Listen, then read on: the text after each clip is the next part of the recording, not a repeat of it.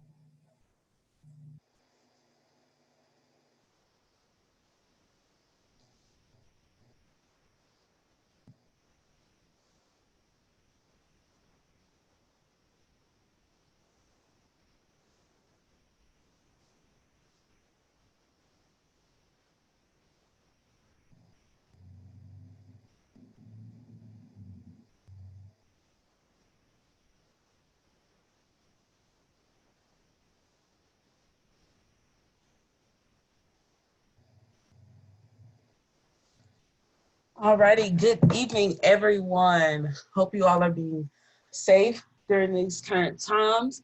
We will go ahead and get started for the sake of time and to be respectful of your time. So I want to say thank you for joining the Office of Student Activities in this presentation on the Money Talks workshop.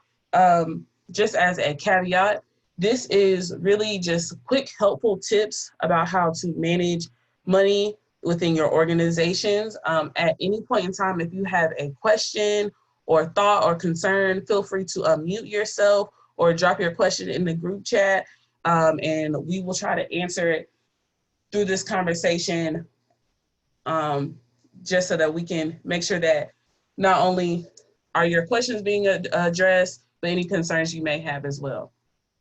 So again, feel free to unmute yourself or drop it in the chat at any point in time, and we will address those as we talk about making money work for your organization.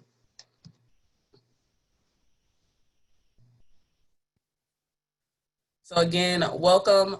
We will be discussing tips on how to budget for your organization, collecting dues, fundraising, and we will cover the cost of student activities. Any questions after these topics have been discussed that you may or may not have, we will again address them throughout the presentation, or you can wait until the end during the review and closing and ask them then. So, budgeting for your student organization. Just as some helpful tips, budgeting for your organization, you want to create a budget and decide what priorities your organization has for the year. So what are your organization's goals? Are you planning on having small events, Even in this current state where everything is virtual, especially for the fall semester, are there certain technology needs that you all need? Are there things, promotional items that you all need regarding your programs and ways to incentivize students to join your online platform and things of that nature? So think about what are your organizational goals? Where is the bulk of your money going? Again, right now, currently for the fall, we are set for virtual programs, but possibly in the spring, are you all planning on doing something big, your annual banquets and things of that nature? So making sure you keep all of the events your organization wants to do for the year in mind. Review what sources of income you have. So consider your membership dues, any donations or sponsorships that your organization may get and obtain money from, and fundraising opportunities, which we will cover later. So think about all of those different sources of income when you are creating your budget. Review last year's budget. If you do not have a budget from last year, review your organization's bank statements, right? See where your money went, see where you were able to gain money, see where you lost money, and see what events, and reflect on what events were successful for your organization in the past. Think about how you can increase the success of your event, or think about what you cannot spend money on this upcoming year. When we talk about how much risk does the organization have within their budget, we're really referring to how much money can you afford to lose, right? And not many of us can afford to lose any money within our organization. But should something happen, should something go awry, do you have enough buffer in your budget or in your organization's bank account in order to cover those expenses? So for example, we will say if you are collecting membership dues for a t-shirt and the t-shirt expenses are more than what you projected them to be, does your organization have enough money to cover the remaining balance on the t-shirts, or will you have to go back and ask your members for more money? So making sure that you factor all of those things into your organization's budget when you are working on creating one. A few other tips is doing your homework. So obtain quotes on potential costs, shop around for potential things. So if you are looking for t-shirts, water bottles, stickers, whatever it may be, even if you are having a banquet, always weigh your options, get multiple quotes from different vendors. Just again, someone will always offer, or sometimes people will counter offer what another company or organization may be paying for or charging you for your event, just so that they can gain your business. So continue to shop around, do your homework on the things that you're purchasing, do your homework on what you are planning on spending your money on. Do not overestimate, get real numbers. Again, quotes are free. People will prefer to give you a quote before they give you an invoice and then you find out you can't pay it. So always make sure that you ask for a quote. And to ensure the safety of funds, always provide monthly updates to your organization and have more than one member or officer approve expenditures. I always say have your president, your treasurer, and at least your advisor on your organization's bank accounts.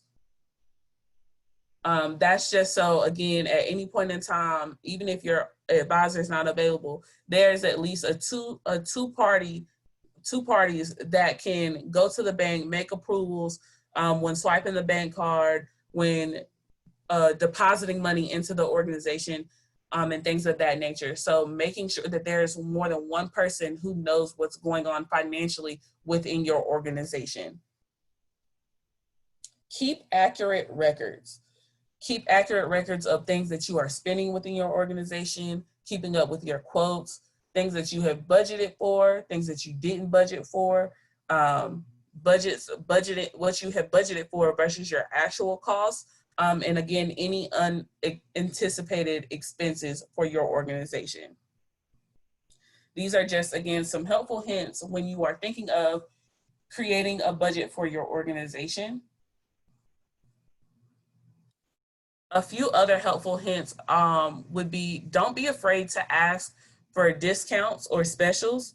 Check for free services. If your organization has been ordering materials or supplies with the same company for a while now, do not hesitate to ask for a discount or ordering in larger quantities. Collaborating with other organizations doubles your human and operational resources. Again, this is why we always stress collaboration within organizations, so that you can get more bang for your buck, and so that the weight of the program and or event is not all on one group of people, but it can be a shared work effort across the masses.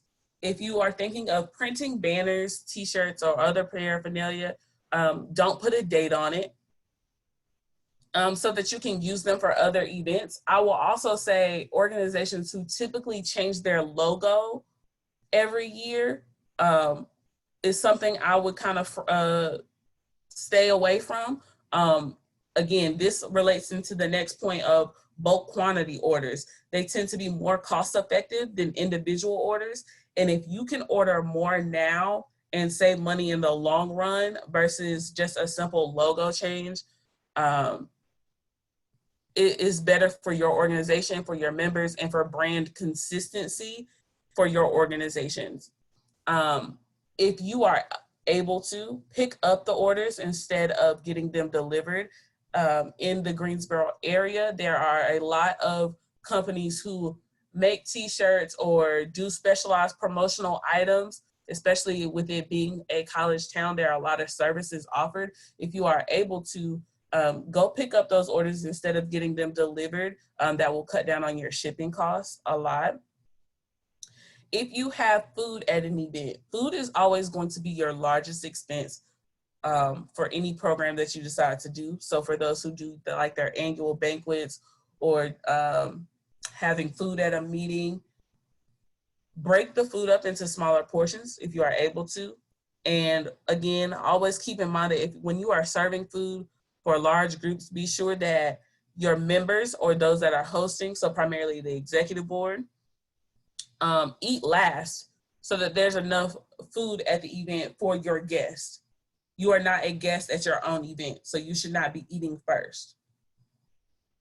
So just some things to keep in mind as you are planning through your budget for your organization. Are there any questions related to budgets and thoughts of surrounding creating a budget for your organization?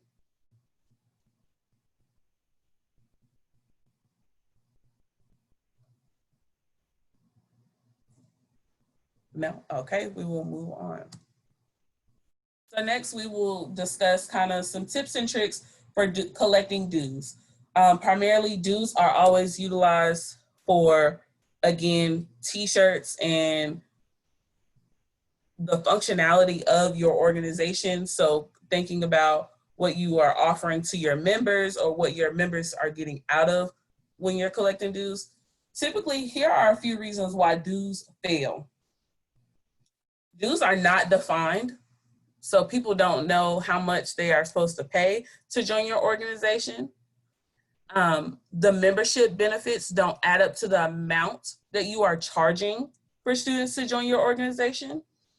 I have exclusionary in there, and that's just to say that it's okay to be exclusive with your organization, right? You don't have to offer membership to everyone.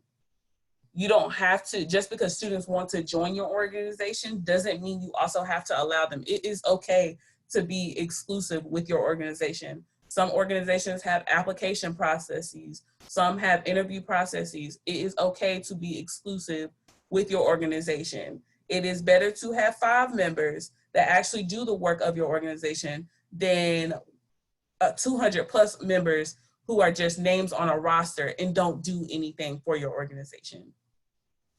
When collecting dues, oftentimes they are unorganized or a mismanaged collection of membership dues.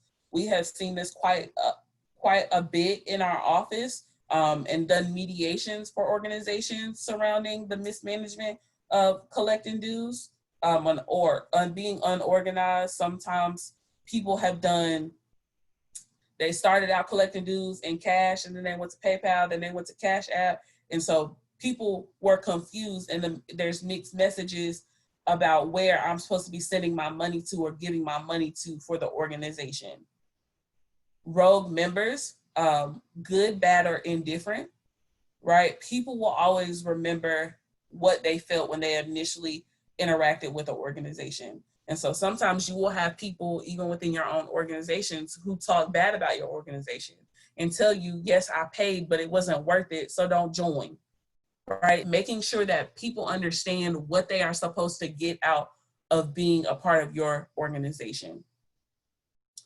Another reason why dues typically fail is poor or inconsistent dues collection system. Again, I kind of already hinted on this.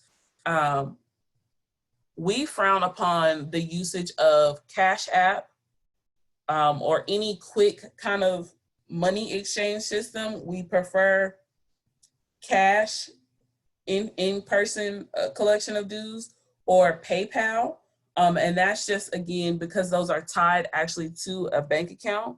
We have seen where things have gone wrong, where people have taken kind of Cash App and then they just cashed it to themselves and not the organization, or they have taken that money and put it somewhere else. And Cash App has not completely worked out all the kinks in their system in order for us to kind of rectify those situations, especially with the way that student organization and bank accounts are set up. You all are set up kind of like in a nonprofit way for your bank accounts. And so it is kind of hard for us to track and manage and fight for you to get your money back if it is not done through the proper channels. Dues collection windows being open for too long. I never suggest that students collect dues all year round. Because if you are collecting dues all year round and I am a person who's coming to your events and I didn't pay my dues right up front, I can still come to everything and never pay my dues. So then it's kind of like, what's the point of dues at that point if I can pay my dues all year around and no one's actually keeping up with me? And then always, again, consider your dues to be more than a t-shirt collection fund, right?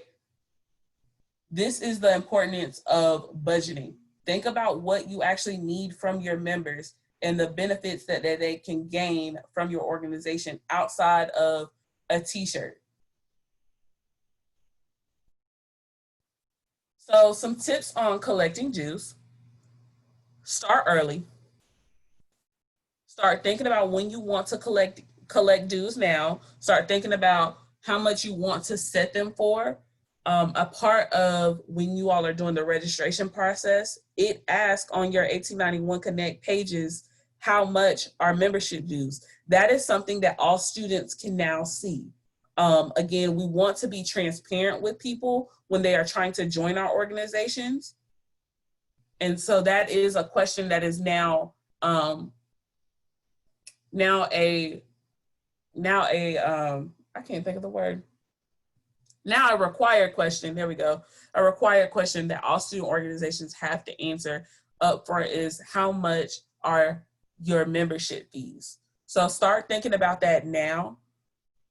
When you are soliciting for people to pay membership dues for your organization, be polite about it. Don't be rude. Personalize your reminders. So if you are sending out emails, making sure that they are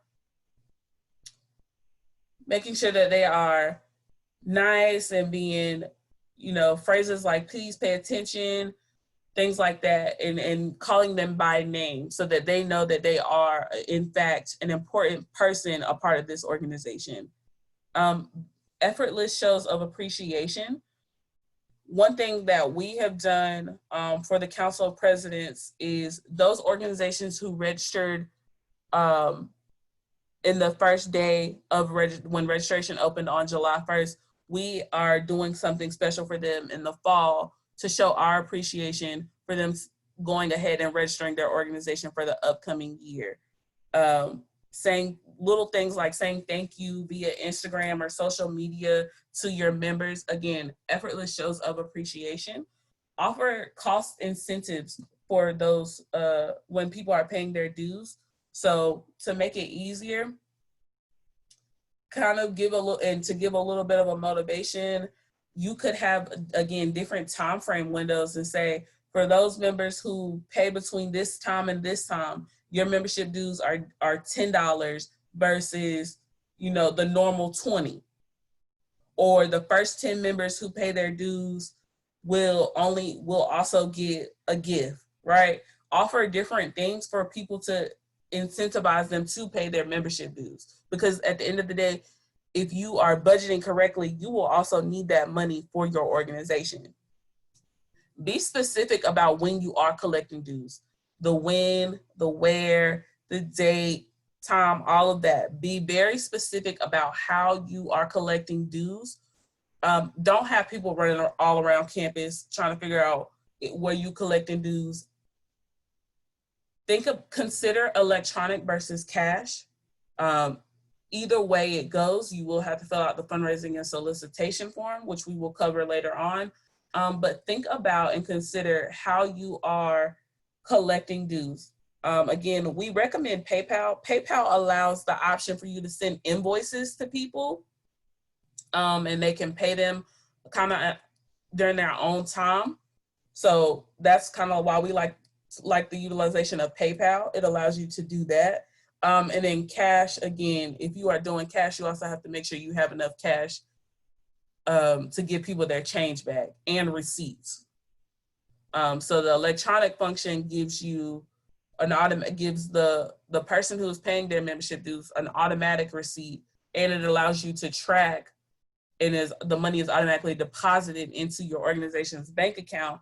Versus cash, you have to handwrite your receipts and you got to go to the bank and deposit your cash. Again, that's just two different sides of the spectrum when you are collecting dues, but keep it consistent. Whatever you do, keep it consistent when you are collecting dues. Don't start one way and then switch it to something else. What we've often found is that students will try to work their way around the system. Don't do it.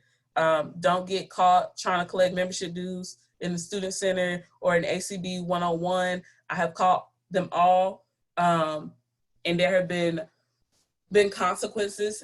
And typically that's when those organizations run into problems, when students are trying to collect dues all across campus, right? Filling out the form is not hard. I'm not asking for your social security number, right? So just making sure that you fill out the fundraising and solicitation form, and it's really for you and your organization's benefit.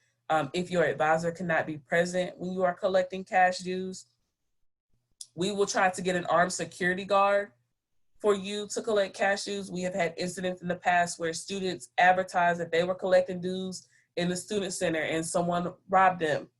So again, be consistent, and then make sure that you have filled out the correct paperwork in order to collect dues, right? The purpose is to gain money for your organization, not lose money, and not to get in trouble. Whatever your method is, make it a routine. Make it a routine, keep it consistent. So when we talk about not allowing people to have dues open year round, but if you are collecting dues at the beginning of each semester, keep that same routine going so that people know when they can pay their membership dues, or they can know when to have their money ready by. Audit your members. Again, this kind of refers back to something I previously said. Don't allow people to continuously come or reap the benefits of being a member and they have not paid their membership dues, which we have oftentimes seen. Or they're not doing any work for the organization. Do not give them any benefits until they have paid the membership dues. That is the point of establishing the membership dues. And then be lenient. Be lenient, offer a grace period, especially when we talk about those who collect dues right at the top of the semester. Some students have it, some don't. And so if a person is waiting on, let's say, their refund check, or they're waiting to receive money from a parent, be willing to be lenient and give a little bit of a grace period. What you will often find also is that more people will pay during the grace period when they know it's kind of like that last set time to pay membership dues versus the original established deadlines. So just think about those things when you are establishing how you will collect dues this year. Any questions on collecting dues before I get into fundraising?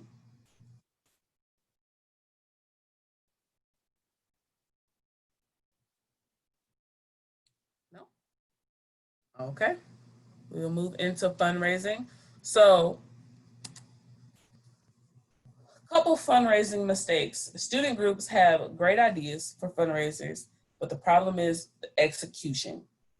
So typically, it is because a plan was not created, the leadership was not strong, there was no training of the volunteers and or how the fundraiser was supposed to work.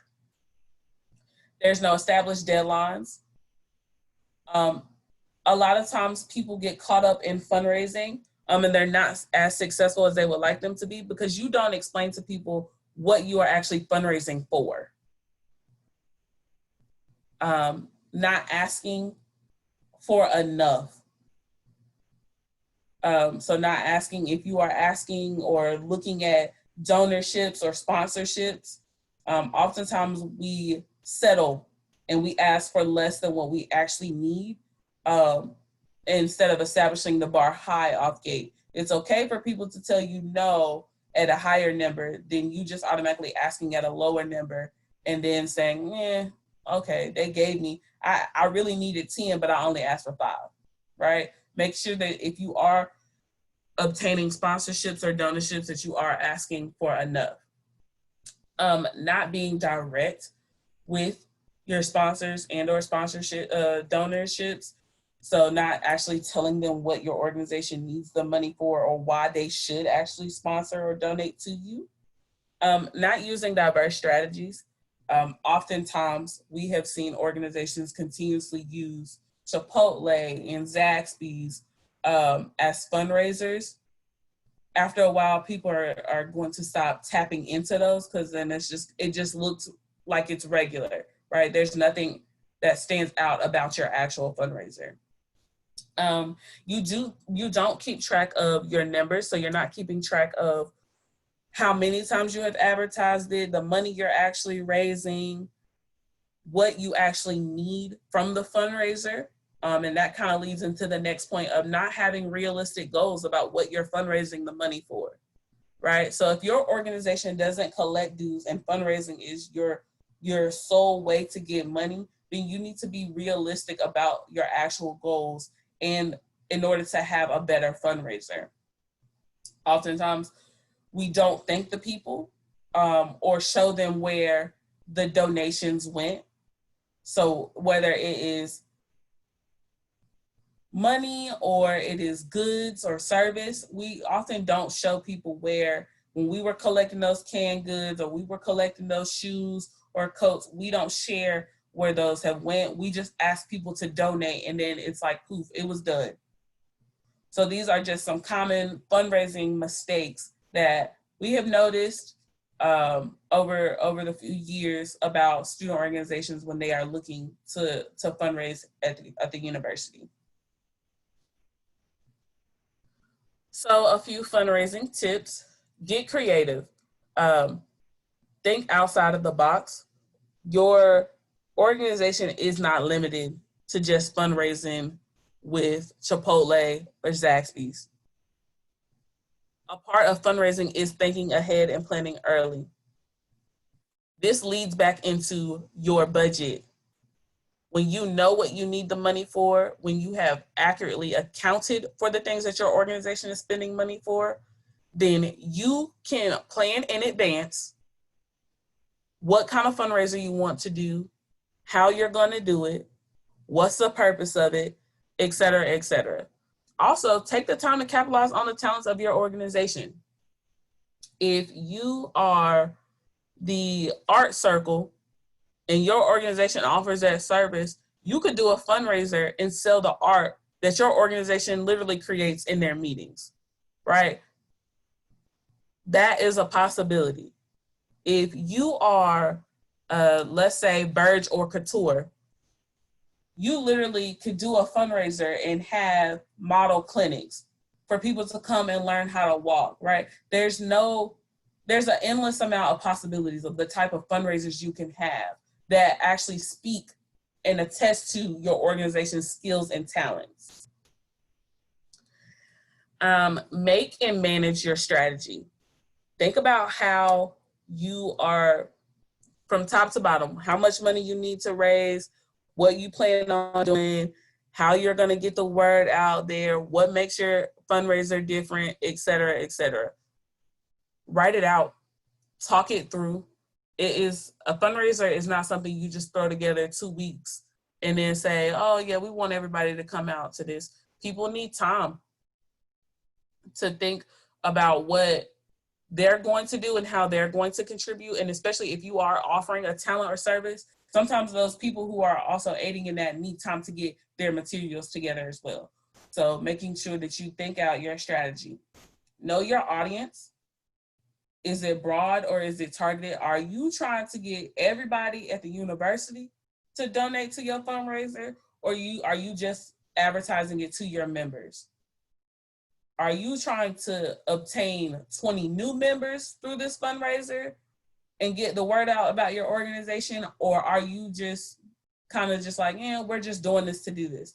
There's a big difference, and that's oftentimes where people can see and feel that this organization is actively trying to put themselves out there and get more people to join versus they're just doing this because they need the money, right? Oftentimes when people are having fundraisers, the people who donate to the fundraisers are already your members. Those are not the people you are trying to obtain funds from, right? The goal is to get new members and to reach a different audience of people who might not know about your organization through your fundraiser. And then you can utilize your members in this way. Formalize and train your members on the why and get them involved in your fundraiser. Tell your members why you all need the money so that you'll have one message when you are communicating about this fundraiser, and train them on how to get other people involved. So everybody knows somebody, and everybody knows somebody who's not a part of your organization or who may not have heard of your organization.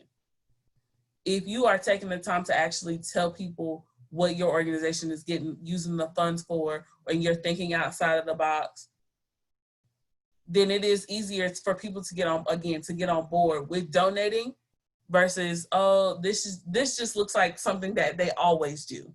And that's oftentimes what we hear. This goes into setting your goals and expectations, and set realistic expectations for your fundraiser.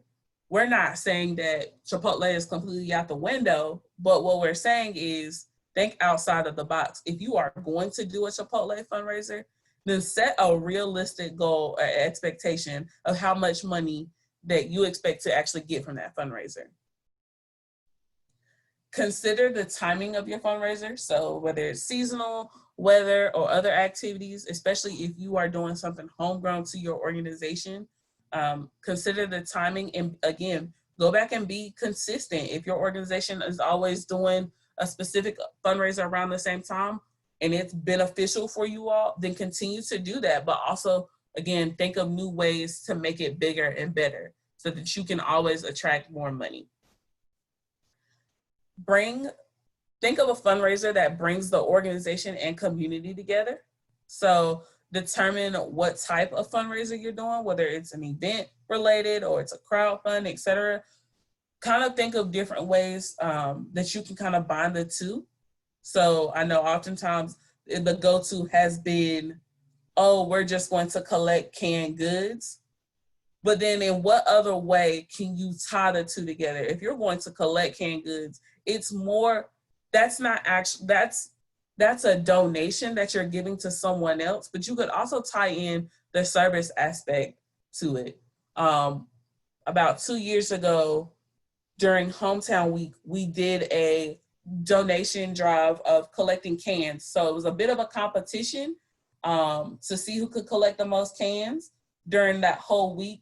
But then at the end of that week on a Saturday, we also went and we took the cans to the Aggie Source, but then we organized everything in the Aggie Source as well. So not only did we bring several organizations together, but we also brought in the community aspect of those canned goods that we collected throughout the week as Aggies also went back out to other Aggies who might be or are less fortunate in some form of capacity. So again, we not only helped out organizations, but then we also brought the community together as well.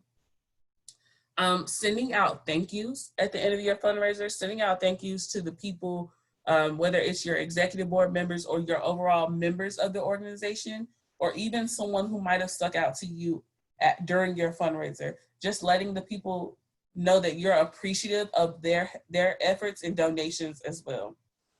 Evaluating your efforts. Always go back and look and see, was this fundraiser actually effective for your organization?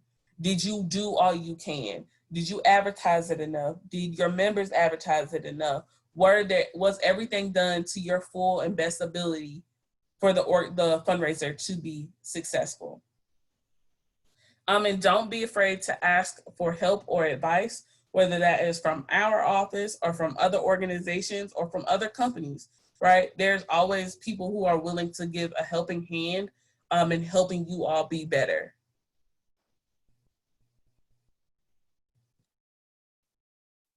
So a part of fundraising and or donations, sponsorships, or donorships, you have to fill out a fundraising and solicitation forms regarding all of those things. That form is accessible via 1891connect.ncat.edu. You can access this website through Firefox, Google Chrome, or Safari. It does not work with Internet Explorer or Microsoft Edge. Things to do for when you are completing a fundraising and solicitation form. Again, these forms are due 30 days in advance. So that's to help you think through your strategy. It's not suggestive, it's really due 30 days in advance before your actual fundraiser should occur. So for this year, fundraising and solicitation forms will open up at the beginning of August. So from August the 1st, you can go ahead and submit when you plan on collecting your dues, right? Go ahead and knock it out the way. Complete that form. All you have to do when you log into 1891connect.ncat.edu, you will click on forms, right on forms. If you'll scroll down on that page, you should see it. It'll say fundraising and solicitation form. Real simple. Complete the form. It asks about 10 questions, give or so, and it's really asking you, when is your fundraiser, the name of it, what are you collecting the money for, proposed dates, things of that nature, right? It's a really simple form to complete. You just gotta complete it 30 days in advance. Make sure you stay on time, whether that is with filling out the form or contacting the place that you are getting fundraisers from. With Chipotle, you have to have the agreement before. If you're doing like a Chipotle, Zaxby's, Krispy Kreme, any restaurant really, you have to have the form from the corporation first before you can actually complete the fundraising and solicitation form. So making sure that you have the agreements on time before you actually are completing that form. Think through your collection methods. Again, whether that is cash or an electronic form, think about how you are collecting that money. That is something that is also asked on the form. Again, that is for us to help protect you in case you are collecting dues or any form of money in cash. That way we can have at least an armed security guard if your advisor is not available. Communicate where the money goes.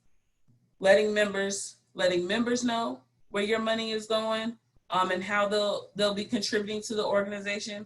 But also you will tell us as an office where that money will go, and how it'll be utilized for your organization. And we do ask for a bank deposit slip once the fundraiser or goods of service is complete, right? So we have to know where your items are being donated and or your money is going. And then again, for advisor interaction, keeping up and making sure you're keeping your advisor in the loop. Advisors do have to approve your fundraising and solicitation forms. But in the event that they are available for the in-person dues collection, sometimes and oftentimes we have heard that advisors will just collect the dues on their own. They'll have students drop by their office, and that works for us too. Again, as long as there is an account for how the money is being collected, where it's being collected, and it is consistent. A part of the fundraising and solicitation form, or when you do fundraising, solicitation, sponsorships, donorships, whatever it so be, you have to fill out a reconciliation forms 3 business days after the event has completed, right? So if you are doing a car wash on a Saturday, we are not looking for the form on a Saturday. We will look for that form starting on that Monday, and you'll have to that Wednesday to complete it. So 3 business days in order to complete the reconciliation form. The reconciliation form is only asking you how much money did the fundraiser collect, and or how much goods did you collect. So if you're doing a coat drive, a can drive, whatever it so be, it's just asking you how much how much of the goods did you collect, or how much money did you collect, and then where did that money go, or where did those goods go. And do you have, oftentimes when you are donating things to other companies, they will give you a slip or some form of documentation stating that you have dropped off those services with them. You can upload that right to your reconciliation form as well. If you are collecting things in cash, we always tell people to make sure that as soon as the bank is open, so again, if you are there on a Saturday and your bank doesn't have some form of like drive up and deposit, going to the bank that Monday in order to make those deposits, because again, the reconciliation form does ask for a deposit slip to show a record of you dropping, especially if you're doing in cash, dropping the money into your bank account. Again, this is to help keep everyone honest, right? One thing and one issue that we have seen is that students often ask for dues and then nobody knows where their money went, and then nobody knows what happened to the money because somebody collected it in cash, and we was just, instead of putting it in the bank, we was just gonna spend it out in cash. But then my tire popped and I needed a new tire. So I went and I had the organization's money on at the time, and I got it confused with my money. So I went and I bought a new tire with the organization's money. It has happened before. It has happened several times over the last academic year, right? Do not keep the organization's money on you. And always make sure that there is more than one person on the bank account and sees the bank statements from the organization. We often get organizations' bank statements sent to our office. I do not open them, I do not look at them. But I automatically tell you all when they're here so that you and your advisors, so that you all are keeping track of and accountability of what's going in and out of your organization's bank account. Are there any questions regarding fundraising? Again, feel free to either unmute yourself or drop them in the chat at any point in time.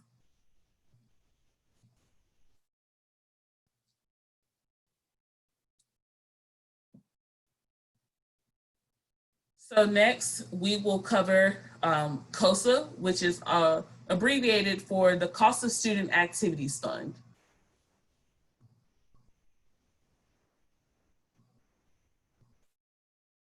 So COSA was created to encourage and support, it's for y'all, right? It's to encourage and support your programs here at A&T.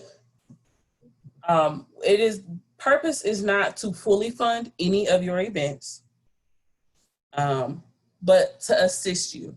There is a committee. It is called the Council of Presidents Finance Committee. It's a student-led committee, but it has both students and professional staff that serve on the committee to review the proposals of your applications. They are reviewed every 2 weeks. And so that's kind of how that process works. And then decisions are sent out, whether approved or denied in that manner. In order to receive funding from COSA, your organization must be registered and in good standing, meaning you have no fines, you have no disciplinary actions regarding your organization. So making sure that those two things are done, that you're registered and in good standing. Your organization must have attended the trainings, or your application will not be accepted or approved. This includes registration, org retreat. There is a separate COSA workshop that you will need to attend, and your advisors will have to attend advisor training in order for you to fill out this form. Organizations can request up to $2,000 for the entire academic year, or they can just do $1,000 per semester. Organizations that co-sponsor an event with at least 2 other organizations are eligible for an additional opportunity to utilize COSA funding during the academic year if their funds run out. University-sponsored organizations are not eligible to apply for COSA, so that includes the Council of Presidents, Student Government Association, Student University Activities Board, the Greek Letter Council, or the Joint Greek Council, the Residence Hall Association, or the Graduate Student Council Association. Applications must be submitted 30 days before the event and/or needs. Again, if you are requesting things to be ordered, we need to know in advance so that, one, we can make sure that we have the material, we put the order in enough time, and that it gets to the university in enough time to be prepared for your event. And then, again, sometimes things go wrong, shipping, especially during this current circumstance, shipping delays. So again, submitting the form 30 days in advance will help on both ends to ensure that the things that you need to utilize are here in time. When you are filling out the COSA form, you will need to have detailed descriptions and price quotes. Again, this goes back into your budget, your fundraising, all of those things you need to be very detailed about. You need to do some research about, right? It requires work from you as much as it requires work from us. If I have to go around fishing for it, or if the committee has to go fishing for quotes for you, they will more than likely deny the application, right? Our job is not to do the work for you. It is to assist you in simply just making the purchases on your behalf, right? Our job is not to go around looking to make sure that you get the absolute best price there is, or you get the exact item. You telling me you just want a banner or a tablecloth, and then I don't know where you want the tablecloth from. I don't know what you want it to look like. I don't know what logo you want it, right? Be very detailed in your descriptions and when you're looking for your price quotes. COSA can be used for the following things, but it is not limited to these following things as well. COSA can be used for university resources, such as security, housekeeping, audio, visual needs, or technological equipment, street or lot closures. We honor speaker honorariums or entertainment up to $600 for workshops, lectures, forums, DJs, rental of licensed media. This means movies, right? You cannot show a movie on campus without the rental licensed media. And we also assist with event contracts. Event production, decorations, promotional items, rented resources, awards, plaques, certificates, trophies, things of that nature.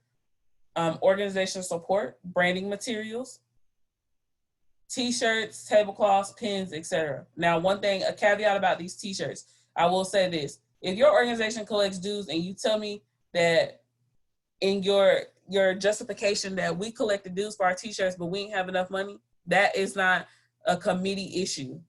The committee will automatically kind of throw those cases out, because then that means you did not appropriately budget for your organization. So again, making sure all of your things align and that you have the proper things put in place in order for your organization to be successful. We also do not order, so if you just order, your organization got a tablecloth last year, you will not get a chance to apply for a new tablecloth this year. The same tablecloths are sitting in the office. They're there, they're available. We wash them frequently, they're not damaged. So you can only apply for certain branding materials within a given time span. You can also apply for shuttle services within a 2-hour radius distance from the university, professional development and/or leadership opportunities. For those, we do not accept requests for lodging, flights, or other methods of transportation outside of the university shuttle services. So we will only cover conference registration for professional development or leadership opportunities. The other option is for organizations for operating expenses that don't appear on this list, if they're as long as they're not prohibited items. And again, the application asks you to include a rationale for the things that you are looking for your organization. We do not accept any requests for food, for banquets, dinners, or receptions. So just keeping those things in mind as you are planning for your organization's budget and or the utilization of COSA for the academic year. All groups applying for funding will be able to advertise through the university and select a marketing plan. So we will talk about if we are assisting you with a speaker or a certain kind of entertainment or event production, we will talk through a marketing plan about how we will make sure we're getting the more bang for your buck, essentially, about how we can make your event bigger and better to the campus community. The funding request windows for COSA for the fall opens up on, so it's 2 windows. So, and this is for your programs. So the first date of programming is September the 9th, but the applications open up on August the 22nd. So if you plan on having a program on September 9th, and you already know in your budget that there's something that your organization needs assistance with, that first day that it opens, it should be when you apply, because that's something we're going to have to put a rush order or a rush review on. So fall 1 opens between August 22nd to October 12th, and we will review those applications twice a month, right? So plan out, and again, in advance. If you are having an event between August the 22nd and October 12th, making sure that you plan out in advance your 30 days in order to put your application in. Fall 2 opens October the 14th through November the 24th, which is the last day of programming and the last day of classes.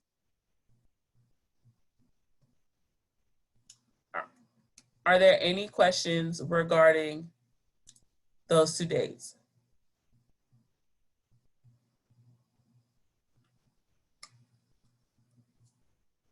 So we do have a question in the chat, and it says, how do we get flyers for fundraising or org events approved, right? So all flyers go through the flyer approval process. You will now submit them in a new format. They will be submitted through 1891 Connect. So once your flyer or your event is approved, your flyer will automatically be approved. And the same with fundraising. If you have an advertisement for your fundraiser, you can also submit that through 1891 Connect. And I can show you all how to do that at the end, which we're almost at the end of this presentation. I'll pull it up on the screen to show you where to submit them to. Any other questions?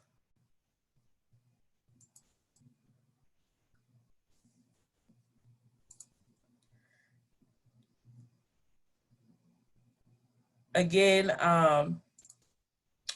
resources available for student organizations. Again, we have COSA funding and fundraising and solicitation forms. We have storage lockers within our office suite. Student organizations can come to the office and get 60 black and white or 35 colored copies per event for their flyers.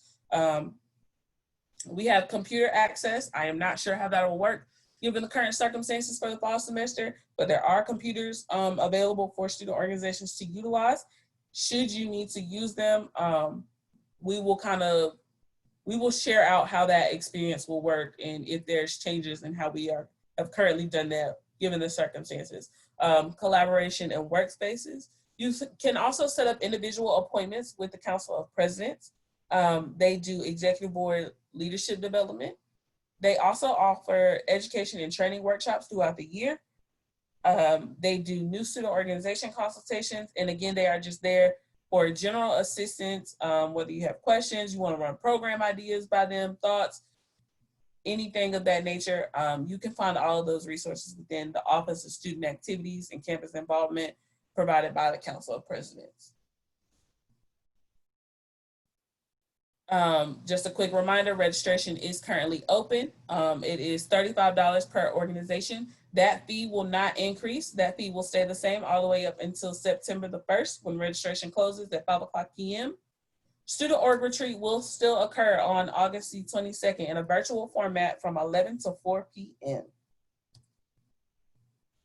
Connect with us, the Office of Student Activities on Twitter and Instagram at NCAT_OSA. Same with the Council of Presidents on Twitter and Instagram, it's NCAT-COP. You can also reach out to us via email as well. Starting next week, we will be back in the office periodically. We are allowed to return back to campus. So we are located in the Student Center, Suite 332. Feel free to call us at 336-285-4930.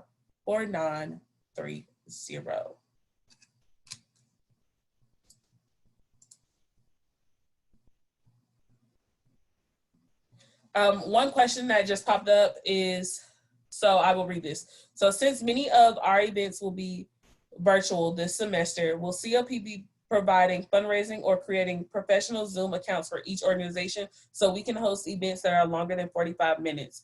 No, we will not be creating organization-specific accounts. What you will have to do is your advisor will have to set up the Zoom link for you. All faculty and staff have the ability to set up Zoom links for you, and they will have to make you a host. That does not mean that they necessarily have to be on the call with you all, but that make sure when your advisor is setting up the Zoom link for you, that they make you a host or co-host so that you can effectively run your full body meetings or events through that manner.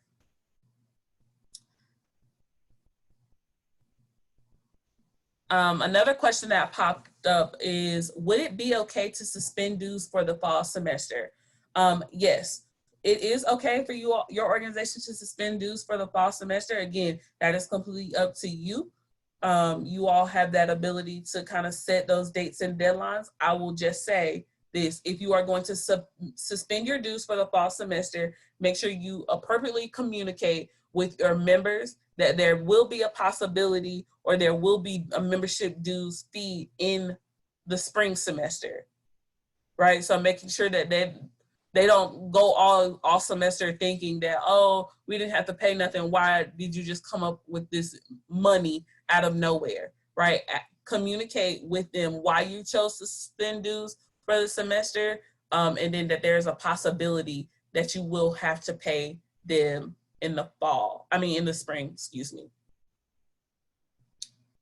Any other questions?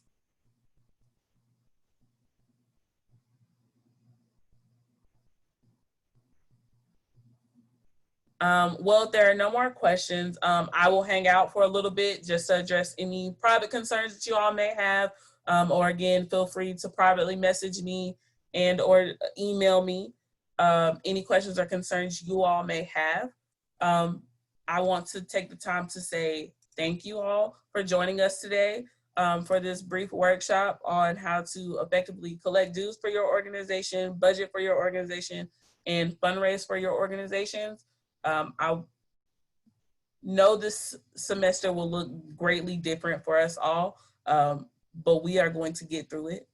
It is a work in progress for everyone. As I give you all information, I am also getting information and learning new things that I am willing to share with you all so that you all can be successful. No question is a dumb question at this moment or at any point in time. So please make sure if there's something that you are doubting or you're not sure of, please feel free to ask. If I don't have an answer for you, I will do my best to get an answer to you.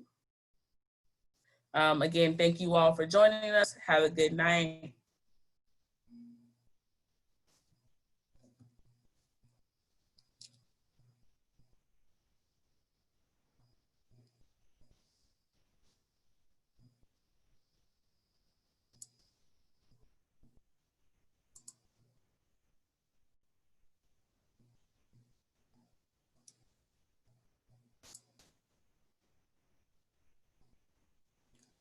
The recording will be available via YouTube. It is on the OSA YouTube channel. The links are in the NCAT COP bio along with the NCAT_OSA bio as well.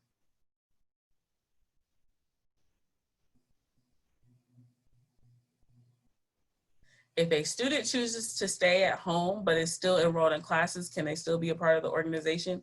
Yes, they can. A lot of our distance learning students are already involved in organizations, so that is not a hindrance for us. Or should it be for your organization?